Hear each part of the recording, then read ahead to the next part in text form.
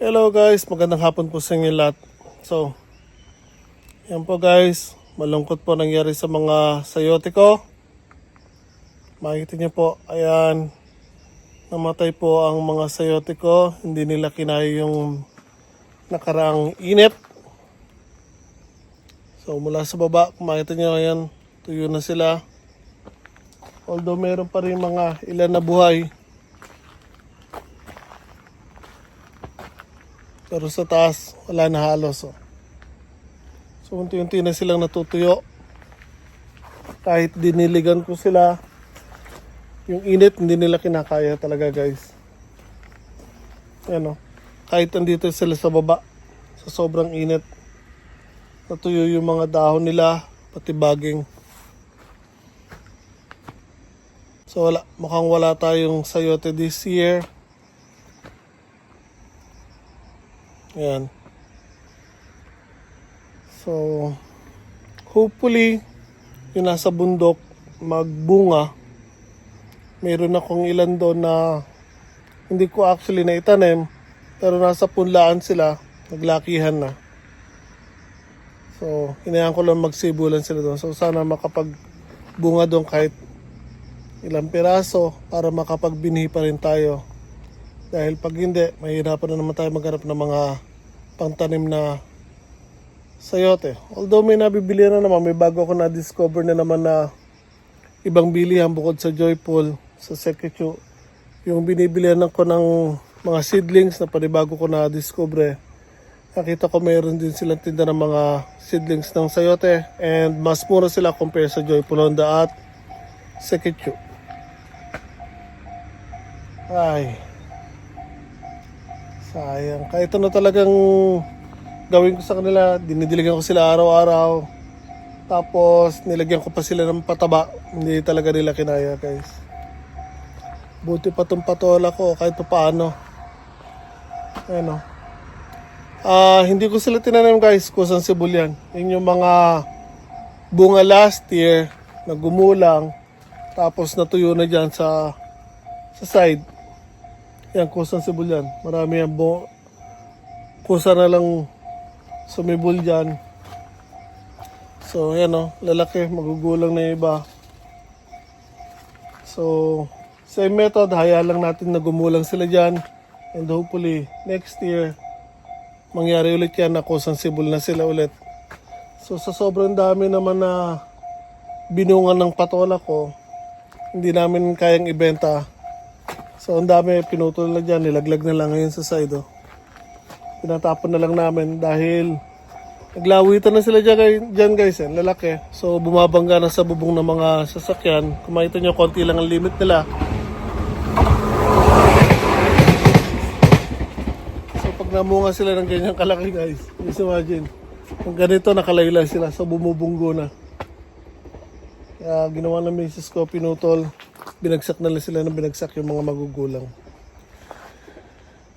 Ay. So, 3 straight years na sumasablay na ako sa sayote, guys. Nagiging problema ko sa sobrang init. So, iba na ang init ngayon, guys, dito sa Japan. Kala ng iba, porket nasa Japan tayo, nagwi-winter dito. Dahil sa Pinas, dahil hindi naman totally mainit, yung parang bansa tayo na hindi nag-yelo, na iniisip ng karamihan sa atin sa Pinas na mas mainit sa Pinas. Hindi, guys, actually mas mainit sa Japan. Iba ang summer dito. Ang init dito, maalinsangan. Just imagine, tinutuyo nila yung mga halaman. So, hindi lang sa akin nangyari to. Meron din tayo iba mga kakilala na nagbablog din. Napapanood ko yung mga vlogs nila sa Okinawa. Tapos dito mga katabi ko sa Kanto region, sa Itama, Isesaki, Tochigi, Ibaraki. Yung mga tanim din nila na sayote, same thing.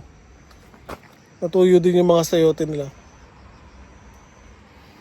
So, hindi ko malaman kung paano gagawin natin sa kanila. basta wala na yun. Hindi na natin kayang salba yan, no? Ito yung tuyo-tuyo na, patay na.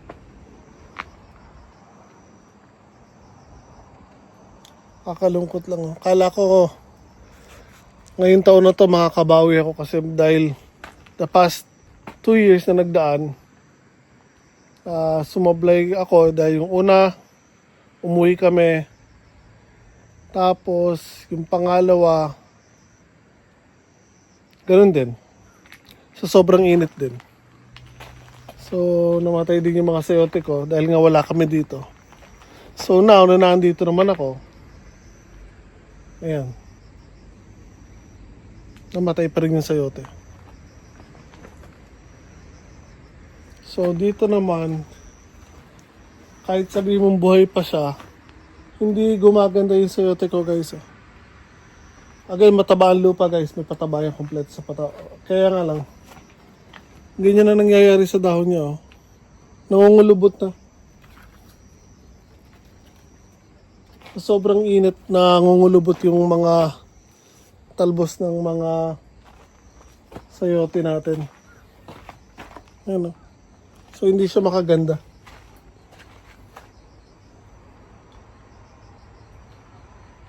So, sablay na naman tayo sa sayote, guys. So, malalaman next year kapag nakaayos na tayo doon sa property sa bundok, pagandoon pa rin tayo. Baka again, linisin ko na dito yung mga sayote at ibang mga gulay natin. Doon na lang ako mag-focus pag magagamit pa rin natin o nasa atin pa rin yung property doon. Para mas iayos ko na ngayon yung mga halaman ko dito. Kailangan ko na rin kasi silang iayos dahil again, once na magsibulan kasi yung mga halaman ko, tingin nyo, sa akin okay lang. May privacy ako, hindi ako kita ng kapitbahay ko. Kaya lang, parang gubat kasi, hindi kasi. Kasi ang bahay ko, pag naglakyan yung mga sayote ko dito, patola, ampalaya, wala pa akong upo niyan, hindi pa ako nakapagtanim.